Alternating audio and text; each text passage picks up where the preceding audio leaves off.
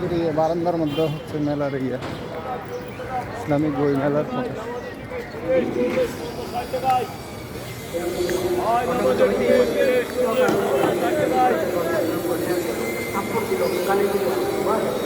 আমার আমার দলের লোককে কেন এরকম বলল, এই কারণে খেপে গেল আর জোট জমাচ্ছে নিজের দলের লোকদেরকে। যে অন্যায় করেছে তার দলে আবার খারাপ দেখি